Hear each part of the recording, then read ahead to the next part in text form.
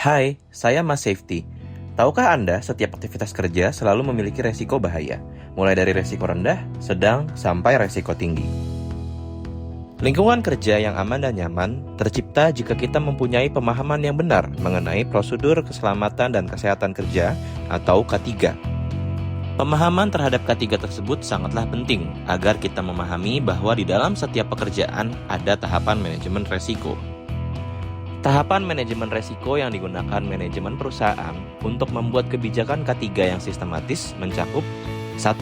Identifikasi bahaya 2. Analisa resiko 3. Penilaian resiko 4. Pengendalian resiko.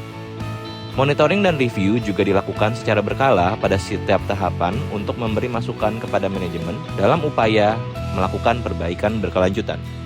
Sebagai tahapan awal, lakukan identifikasi bahaya dengan memahami hal-hal berikut.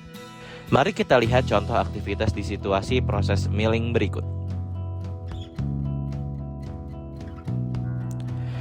Bahaya merupakan potensi timbulnya cedera atau kerugian bagi pekerja, proses, properti, atau lingkungan sekitar. Resiko yaitu kemungkinan suatu bahaya yang dapat terjadi. Insiden adalah sebuah kejadian yang tidak diinginkan akibat bahaya. Kecelakaan kerja adalah insiden lanjutan yang dapat mencederai pekerja, menyebabkan rusaknya barang atau pencemaran lingkungan. Dampak adalah tingkat keparahan atau kerugian akibat kecelakaan kerja terhadap manusia, properti, lingkungan, dan lainnya. Sekarang mari kita coba mengidentifikasi bahaya saat kegiatan packing. Bahaya. Pada saat packing, potensi bahaya bisa terjadi dari pengangkatan karung tepung yang berat. Resiko. Resiko bisa ditimbulkan dari aktivitas pekerja yang akan mengangkat karung secara manual. Insiden. Insiden bisa terjadi ketika beban berlebih dan postur tubuh yang tidak ergonomis saat bekerja. Kecelakaan kerja. Kecelakaan kerja terjadi saat beban yang melebihi kapasitas fisik bekerja dilakukan secara berulang. Dampak. Dampaknya pekerja menjadi terluka yang dapat berupa cedera fisik, cedera punggung, atau gangguan kesehatan jangka panjang. Jika bahaya sudah teridentifikasi, mulailah melakukan analisa dan penilaian resiko. Gunakan matriks penilaian resiko untuk menentukan frekuensi kemunculan peristiwa tertentu dan dampak yang mungkin timbul. Kemungkinan atau probability adalah kesempatan terjadi kecelakaan akibat suatu bahaya. Sedangkan dampak atau severity adalah tingkat kerugian yang mungkin terjadi dari suatu kejadian. Selanjutnya, tentukan level risiko berdasarkan penilaian tersebut. Apakah risiko bisa diterima atau tidak diterima?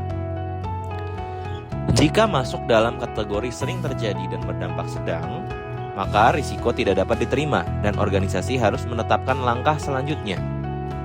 Berlanjut ke tahap selanjutnya, sebuah program kerja yang sistematis menerapkan pengendalian risiko secara bertahap yang meliputi eliminasi, substitusi, rekayasa teknik, administratif, dan alat pelindung diri atau APD. Eliminasi, yaitu menghilangkan suatu bahan atau tahapan proses berbahaya. Jika eliminasi tidak memungkinkan, lanjutkan proses ke tahap substitusi dengan mengganti bahan penyebab bahaya. Ketika substitusi tidak memungkinkan karena sumber bahaya adalah bahan utama, lakukan rekayasa teknik, misalnya dengan menambahkan desain mesin atau dengan memasang alat tertentu. Tidak berhenti dalam satu tahapan, pengendalian risiko selalu bisa dikombinasikan. Contohnya, dalam suatu bahaya, pengendalian secara rekayasa teknik sudah dilakukan, namun dilakukan juga dengan pengendalian administratif dan penggunaan APD yang tentunya disesuaikan dengan tingkat bahaya di tempat kerja.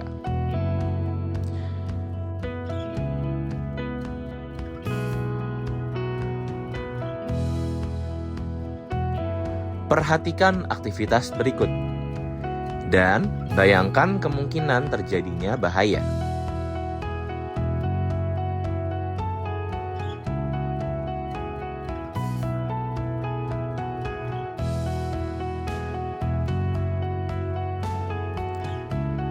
Bagaimana pengendalian risiko yang tepat untuk menghindari hal tersebut? Lakukan rekayasa teknik sebagai berikut. Kemudian juga dilengkapi dengan pengendalian administratif seperti berikut. Perhatikan ancaman bahaya saat pemakaian bahan kimia pada kegiatan fumigasi berikut.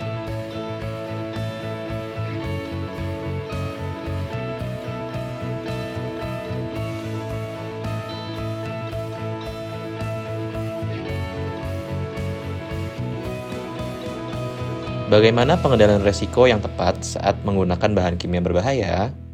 Manajemen perusahaan melakukan pengendalian risiko secara administratif dengan cara memberikan training, serta instruksi kerja bagi pekerja. Dilengkapi juga dengan penggunaan APD.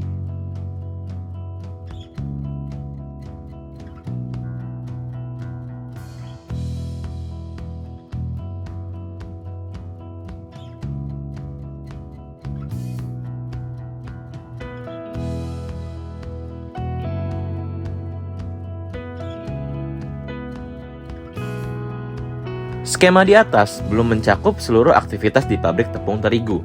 Oleh karena itu, selalu lakukan tahapan manajemen risiko dimanapun kita bekerja. Dokumentasikan seluruh kegiatan menggunakan formulir IBPR atau formulir identifikasi bahaya, penilaian dan pengendalian risiko, dan lakukan review minimal 1 tahun sekali, terutama jika terdapat penambahan atau perubahan proses kerja dan bahan atau jika terjadi kecelakaan kerja. Komunikasikan hasil tahapan manajemen risiko kepada semua pihak yang berkepentingan. Ingat, kecelakaan tidak terencana, maka rencanakan agar tidak celaka. Salam safety.